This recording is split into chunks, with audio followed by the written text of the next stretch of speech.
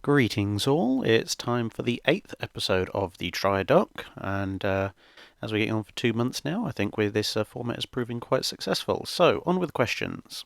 So, a slight and quick change up in the order of things, as Autumnule Nashoba has come back with a clarification to the question that we discussed in the last episode, stating that in fact they were thinking more about the experience in the Mediterranean of the Imperial Japanese Navy using destroyers as convoy escorts, and why basically on the basis of this World War One experience didn't they learn about U-boats and get more ships for more destroyer-centric warfare. So the answer to this is actually a little bit of a mix of fantasy and reality. The fantasy part of things comes from the fact that as the Japanese transition from the World War One period over to the World War Two period, you had this very militaristic code of Bushido coming in. Um, I hesitate to say it because it sounds a bit trite, but almost think Star Trek Klingon culture in certain ways, sort of very honourable confrontations with the enemy military, etc. We are superior, and not a lot about the slightly, shall we say, less glorious aspects of war. And tootling around in a small destroyer on what is going to be 99% fruitless chases after submarines, with the occasional action of, oh, look, an oil slick appeared on the surface, I guess we must have got that submarine. Didn't really appeal to the whole Bushido code, so it kind of got put by the wayside by a lot of senior officers. And secondly, was effectively the operational reality of the fact that if Japan ended up in a war with Britain or America, who were basically going to be the only two countries that could bring any significant submarine fleet to bear against Japan, that war had to be over pretty short and sharpish, otherwise they were going to lose. And they knew that, and then possibly in slightly short-sighted manner, they effectively decided that they needed to plan their entire fleet around the idea of a short, sharp, overwhelming superiority fleet battle war, and just ignored all the other scenarios, pretending they didn't exist, because effectively all other scenarios led to them losing, and that couldn't possibly happen. So yeah, that's why Japanese anti-submarine warfare basically almost didn't exist at the start of the war and didn't really get that much better. And as a small footnote to that was the fact that although the Mediterranean did have some U-boat activity in World War One, it was far, far quieter than it would be in World War Two. And so, although the Japanese did help out in that area, they didn't see anywhere near the kind of anti-U-boat and convoy escort experience they would have done if they'd been operating in the Atlantic. So there wasn't actually, believe it or not, that much for them to go on in terms of actual practical experience. Stephen Bond asks a couple of quick questions. Were the Germans banned from building warships, period, or could they have taken contracts from other nations to preserve their ship design and construction prowess, such as the Dutch dreadnoughts or the Salamis? And then, could the Germans have outfitted the Scharnhorst class with 350mm guns, and if so, why didn't they? So it was Germany as a state and the German military that were banned from having warships above a certain displacement and building at a certain time.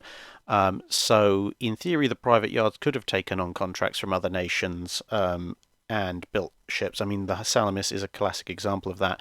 There was a big argument basically amounting to whether or not the shipyard would actually keep building it or not. There was never an argument of the treaty forbidding them from doing so.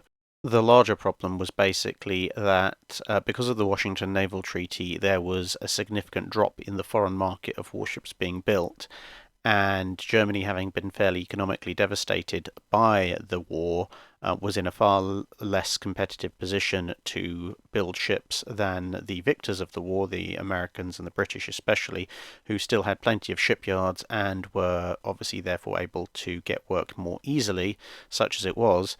Not helped obviously by the glut of ships that were being scrapped and sent to the breakers, so anyone who wanted to stock up on cheap warships could do so fairly quickly. There were building holidays for all the major navies, and then, of course, as everyone kind of came out of that period, you got the start of the Depression. So then at that point, no one had any money to pay for warships. So that was kind of that.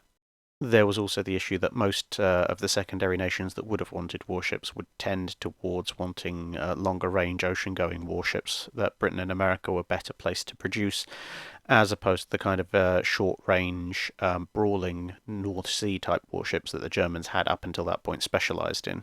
Now, as for the Scharnhorst, the 350 mils were obviously the gun caliber that had been designed for use on the Mackensen class. However, that particular design lineage died out at the end of World War I, so whilst technically, yes, they could have resurrected those plans, practically the fact was that in Germany they were pretty much starting from scratch. They'd just managed to pull off the 11-inch guns on the Deutschland class, so going with an evolution of that was a much safer bet.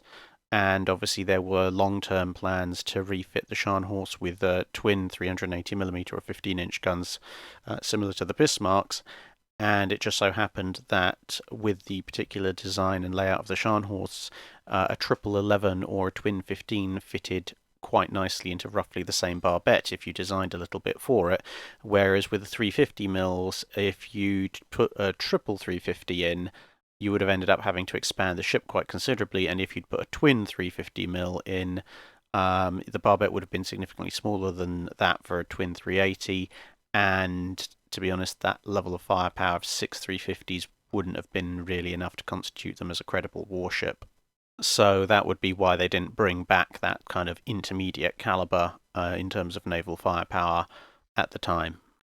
Robert Flemings asks a fairly long question that basically amounts to why the Japanese long lance was so successful in the first part of World War II and why the Americans fielded such terrible torpedoes at the beginning of World War II.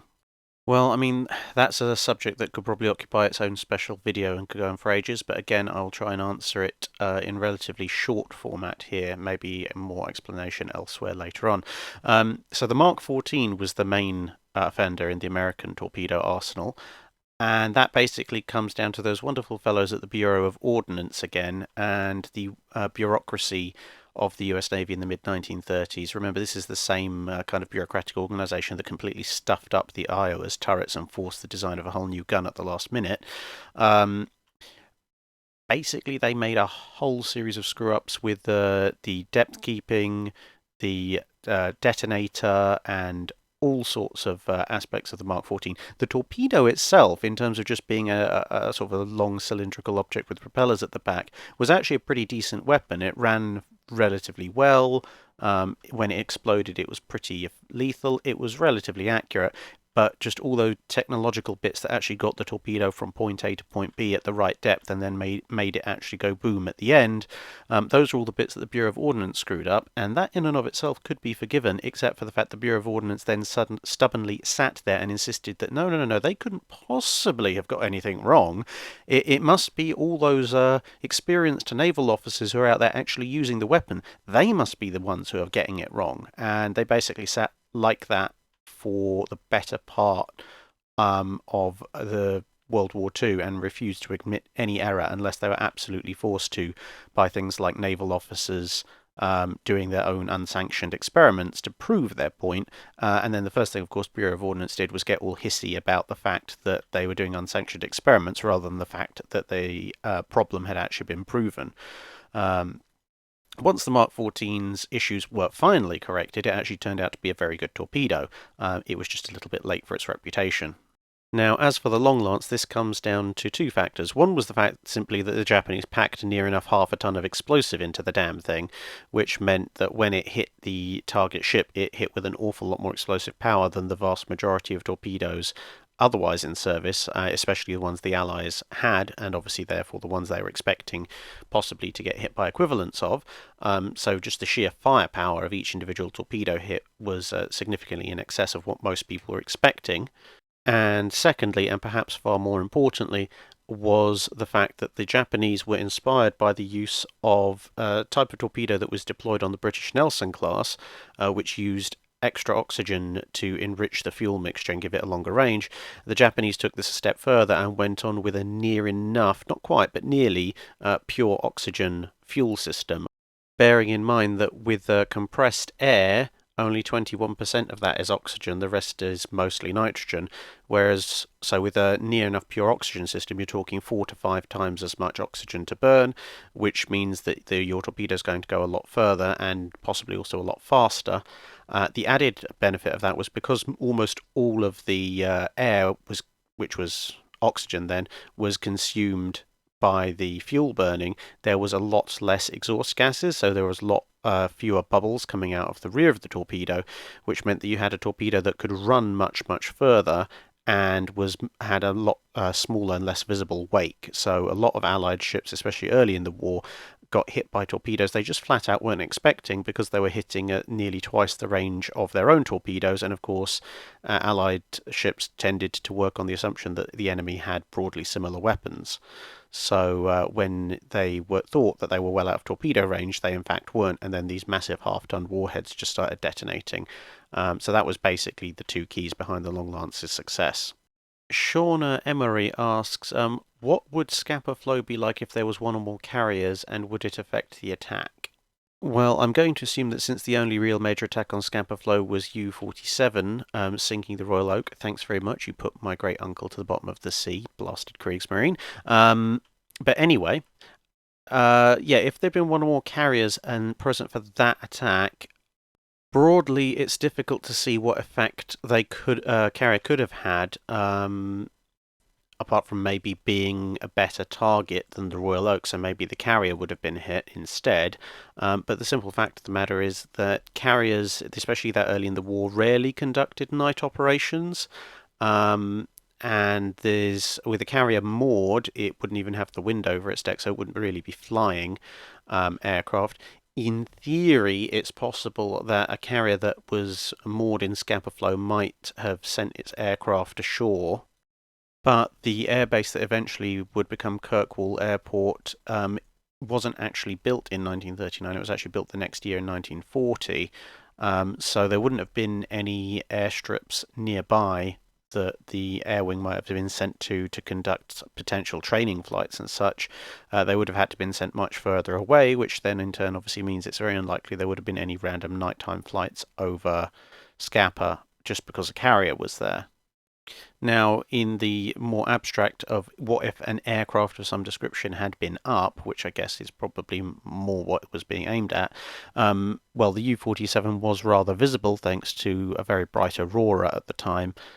If you'd been looking down from the air down onto the ocean surface.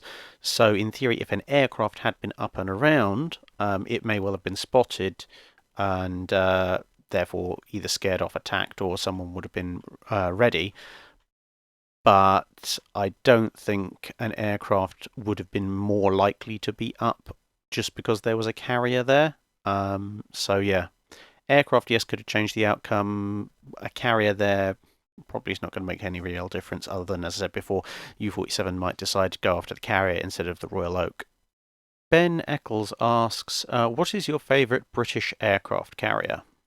I'm going to go with the 1930s HMS Ark Royal. Of all the British carriers that have been built, I think personally it looks one of the best to me. It certainly had a very balanced layout and design, and it was just a real pity that it was lost so early in the war. I think it could have made a real difference to a lot of conflicts that happened afterwards. Matthew Jones asks, my question, who do you think would win in a theoretical battle between the German H series, the American Tillman designs, and the Japanese A150 designs, if all were built to their most powerful version or iteration? Okay, well, the sort of high-end H designs were basically just sort of sketches. They weren't actually designs with any serious thought put into them. So given that and the serious weaknesses that certain aspects of German capital ship design at the time had, I can't see them coming off the shipyard without several glaring weak points that would have been either intentionally or unintentionally exploited by the other two. So I'm going to write them off. And that leaves the Tillmans and the A150s. Now, of those two, although the A150 is going to be faster, After careful consideration, I've decided that, assuming it was refitted to in the proper manner, the same way that a lot of the US standards were refitted, the Tillman IV-2 design would probably come out on top, mainly through sheer weight of fire. The A150 would only have 6 guns. The IV-2, assuming that it was actually vaguely buildable, again, kind of similar to the H designs in some ways, 15, 18-inch guns. It's just going to be putting out so many shells with such heavy caliber that they're going to probably hit sooner, and when they do, just the sheer number of hits is going to cripple the combat effectiveness of any target they're pointed at a lot sooner than relatively few larger barrels. And I mean, even if we brought the H's up and said, oh, well, actually, let's assume they actually work, again, sheer number of guns at that point. Normally, sheer number of guns isn't really a winning factor when it comes to warship design, but when you talk about sheer number of 18-inch guns, there's not really an awful lot you can do to protect yourself from them. Again, assuming that any of these designs actually worked. But there you go. Tillman IV-2, in my opinion, the winner, so yay for whichever poor bored sap had to come up with that one to satisfy Senator Tillman, wherever you are in the US Navy Department. Musanix asks, what if the Jean Bart had been completely operational and moving with her escort during Operation Torch? And second question, why wasn't it sent to the US like Richelieu, since Richelieu was successfully refitted there? Now, this is actually an interesting one. The French light forces, cruisers and destroyers, etc., did actually sortie during the operation, resulting in the little-known Battle of Casablanca. They lost quite decisively, somewhat unsurprisingly, given they were heavily outnumbered, but obviously they didn't have battleship support. Now, if Jean Bart had been complete, this actually could be a fairly interesting fight. The Americans obviously had carrier support offshore, but the French had their own fighters onshore. So, and we do know that the French did actually oppose the American airstrikes, with the fighters resulting in roughly even losses. I don't think the French fighter presence there could have held off the American strikes indefinitely, but maybe if they'd concentrated their air cover, they could have nullified the American carrier's ability to strike at the French naval task group. So let's tentatively call the air battle a bit of a wash. Now, the light forces, the Jean Bart's escorts, are still ridiculously outnumbered by the American ships. The Americans have 3 heavy cruisers, the French don't have any, for example. So the escort battle is definitely going the Americans' way. However, a fully fitted out Jean Bart might actually be a threat to USS Massachusetts, especially since in the actual battle, a lot of Massachusetts shells proved to be duds because they've been fitted with ancient fuses that didn't actually work properly. So a fully operational Jean Bart, with that little caveat, especially in place with the poor old Massachusetts, might actually, in theory, be able to beat Massachusetts in a stand-up gunfight. Now, that would have been a real turn-up for the books. However, that said, that's a one-on-one. With those aforementioned 3 heavy cruisers, I think the fight would basically come down to how quickly can the American escorts finish off their French counterparts. If the French escort group as a whole sticks together and manages to last long enough for Massachusetts and Jean Bart to really throw down, then I think there is a possibility that we might actually see the Massachusetts forced to withdraw or possibly even sunk. But Jean Bart isn't making it out of there.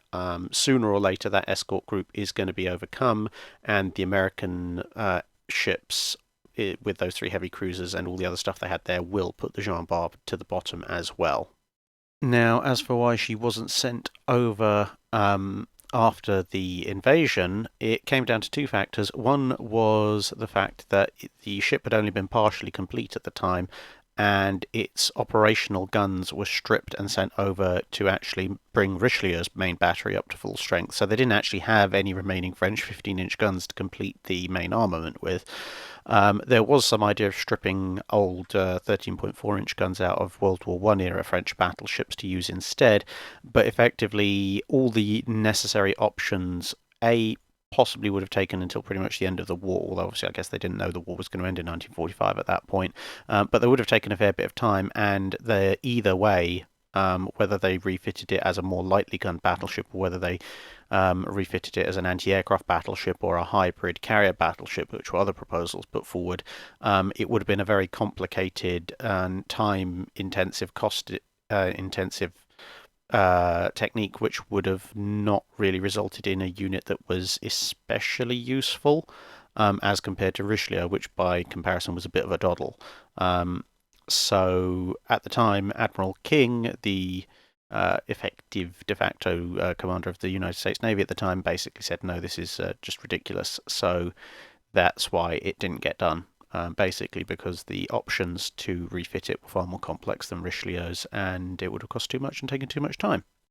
Simon Allen asks, were there any plans to replace Graf Spee's 11-inch guns with 15-inch guns similar to Bismarck and Tirpitz, and what would have been the result of doing this? So the answer to that is no.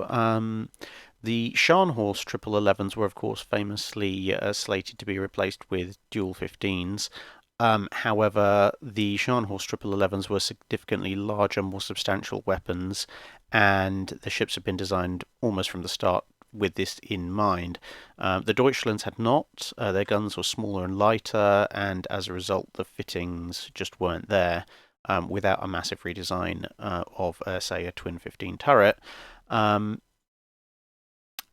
the other factor which needs bearing in mind is that the experience of operating HMS Courageous and HMS Glorious in World War I had rather shown that having 4 main battery guns on a modern warship, while it might have kind of worked at very short range for pre-dreadnoughts, just wasn't really a viable option for World War II era warships. So yeah, there weren't any plans. If they had done, they would have got incredibly under-armoured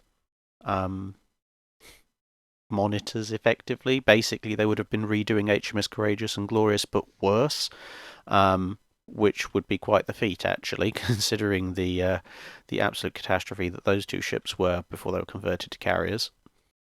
Kevin Willemse asks, how would the Tennessees hold up against the Queen Elizabeths in a battle should the war between the US and Britain ever have started?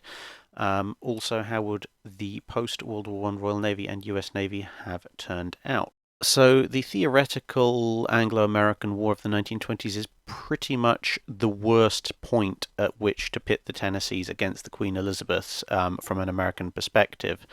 This is because the Queen Elizabeth's 15-inch guns have had their shell issues, which were demonstrated at Jutland, resolved by this point. They have new shells, which are much more reliable and have slightly better armor penetration characteristics.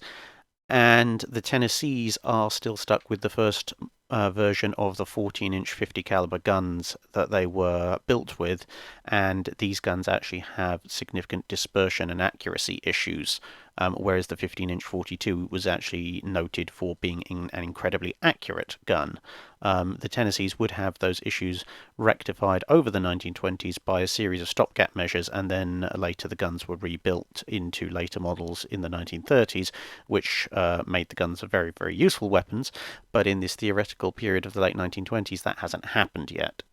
I mean, there is also the slight issue that the Tennessees are badly outnumbered by the Queen Elizabeths, but assuming we're just talking 2v2, let's look at that scenario. So the Tennessees, they have 12 guns versus the Queen Elizabeth's 8. The guns have those aforementioned accuracy issues, which would be their single biggest weakness. The Queen Elizabeths are faster, which is going to allow them to dictate the course of the battle. This is still an era of optical and possibly aircraft-assisted range finding, so your position with regards to things such as the sun and possible cloud banks is a lot more important than it would be in World War II in the era of radar. So that does give the Queen Elizabeth a significant tactical advantage. Now, there's also the destructive power of the shells themselves to consider. The British 15-inch shells are actually carrying an explosive charge about a third again larger than the explosive charge that's carried by the 14-inch shells on the Tennessees, which means that individual hits by those 15-inch guns are going to be a lot more devastating. Now, as we said repeatedly already, the Tennessees do have a 4-gun advantage, which means once they get the range, in theory they should start landing more hits, but those aforementioned issues with the guns mean I think it's far more likely that the 15-inch 42s are going to get the range and start hitting and hitting accurately in groups much quicker. So there's that to consider. Those accuracy issues, I think, are going to prevent the Tennessees from exploiting their much longer range due to their 30-degree elevation, whereas the Queen Elizabeths up at this point in time only have 20-degree elevation. But you also have and I think probably the final nail in the coffin of this particular engagement is the fact that with the AP Mark 8 shell, the Tennessees are going to have to get to somewhere around 10,000 yards to start punching shells through the Queen Elizabeth's main armour belt, whereas the Queen Elizabeth's 15-inch 42 AP Mark 12 and beyond shells, they're going to be punching through the Tennessee's belt at something like 18,000 yards. So you've got this 10,000 yard to 18,000 yard range, which happens to sit disturbingly slap bang in the middle of effective battle range for the period, where the Queen Elizabeth's belt is in theory able to reject the Tennessee shells, but the Tennessee shells can't return the favour. So I think the Queen Elizabeths hold a fairly significant advantage at this point, and as I say, it's pretty much the single worst time period to put the Tennessees up against the Queen Elizabeths, because if you put them up against them in World War I, the Queen Elizabeths have defective shells, and if you put them up against them after the early 1930s period, the Queen Elizabeths, although they get extended range and slightly better AP shells, the Tennessee's own guns are significantly improved by this rebuild, which improves their accuracy and gives them newer and better shells. So, yep, there we go.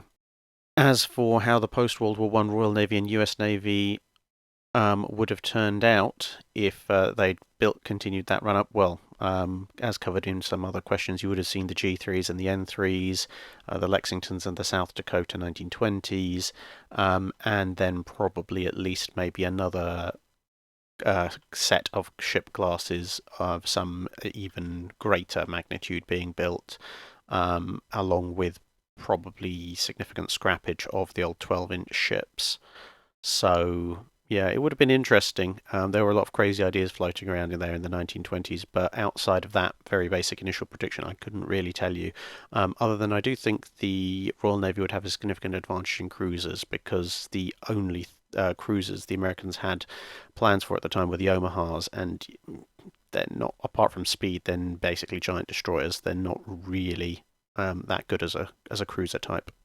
Stephen Bond asks, how would a modernised Mackensen or Ersatz Yorck fare against HMS Hood in 1941?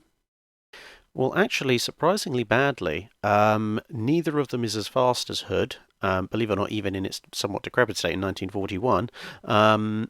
They actually have similar thicknesses of armour, but they're vertical as opposed to inclined. So Hood, for all the stick it gets for the it losing against the Bismarck, Hood actually has better armour than Mackensen or Ersatz Yorck. Mackensen is severely underarmed for the fight with its 350mm, just under 14-inch guns. Ersatz Yorck at least has a similar armament of 8 15-inch guns.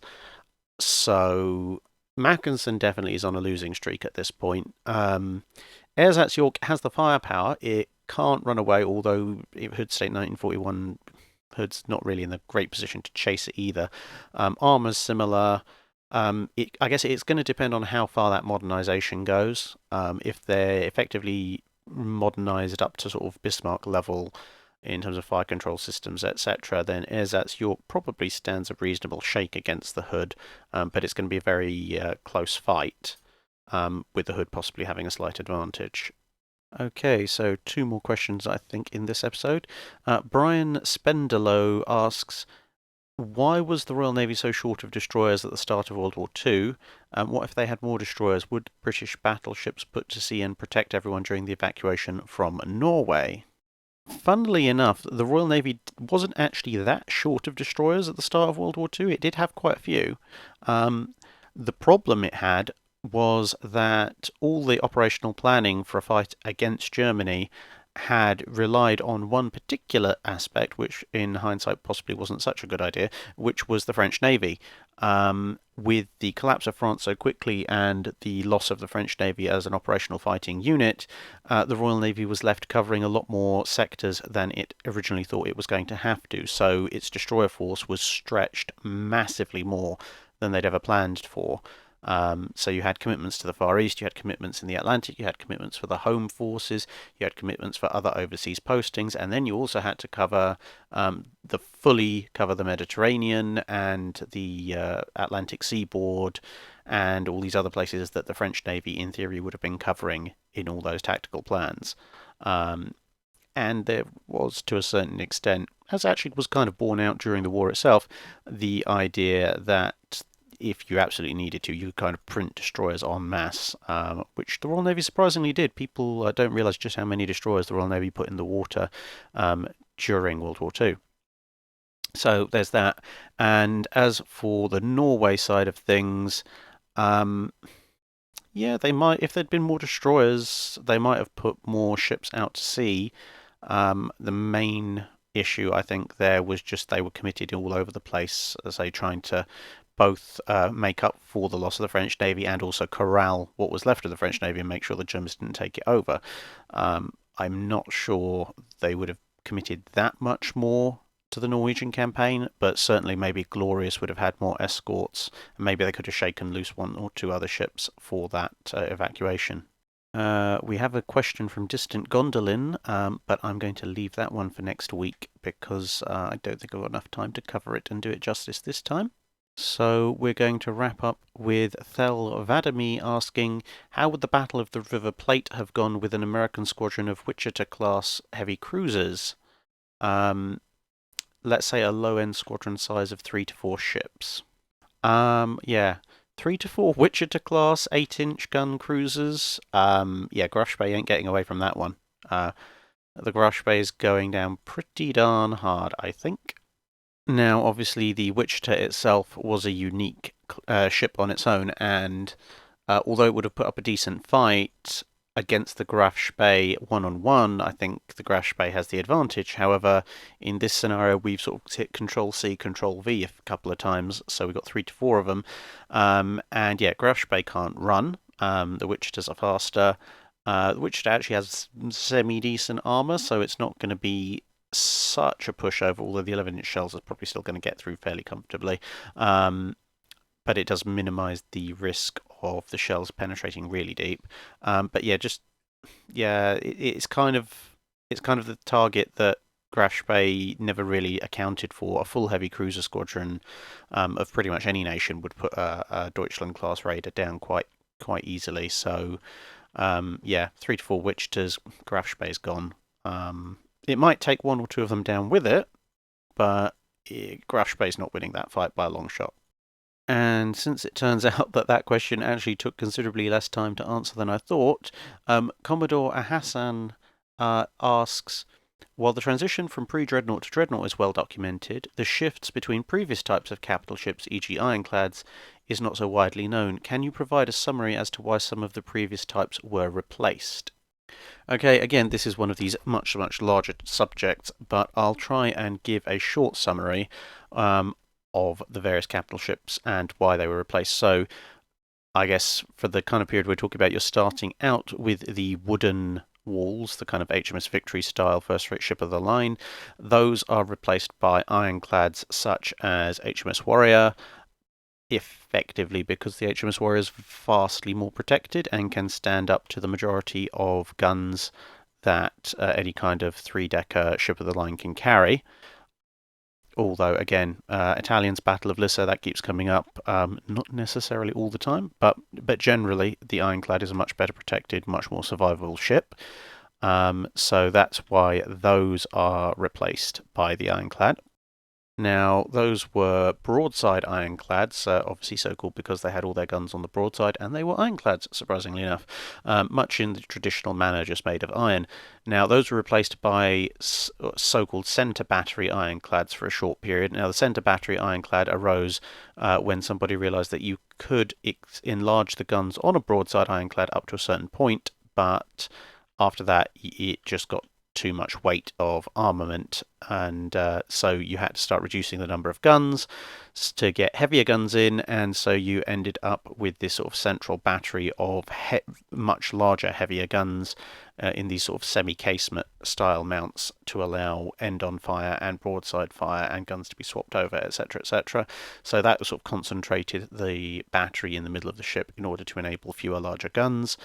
And then as the technology to develop turrets and barbettes evolved and the need for masts lessened due to the introduction of more efficient steam engines, you ended up with the broadside and centre battery type ironclads being replaced by the turret ironclad, which gradually, well, not so gradually, fairly quickly became mastless. So you had the mastless turreted ironclads. And they had a few various experimental procedures as well. You had some very early ones like HMS Devastation that kind of looked like prototype pre-dreadnoughts. You have some of the rather crazy ones like the Italian Italia class and the HMS Victoria, which just stuck a couple of massive guns in a forward turret and nothing at the back. And then those gradually transitioned as guns got longer and armor began to improve. You're going to start getting steel armor instead of iron, etc. That effectively transitioned relatively smoothly into the classic pre-dreadnought, which is generally recognized as somewhere around either the Royal Sovereign or Majestic classes. And then kind of everything from there is a known story. Well, and that's a potted history of about 70 years of naval development, which, yeah, as I said before, it's going to be a much bigger subject that possibly we can talk about later down the line once we get through all the other things that we could talk about in special videos. So that brings us to the end of today's episode of the Drydock, and thank you all for listening, and we shall see you again on the next video, and we'll see if we can make further inroads into this list of questions and answers, where the questions are growing at an exponential rate, and I've only got so many hours in the day where I can answer them. Oh well, we'll do our best, and see you again next time.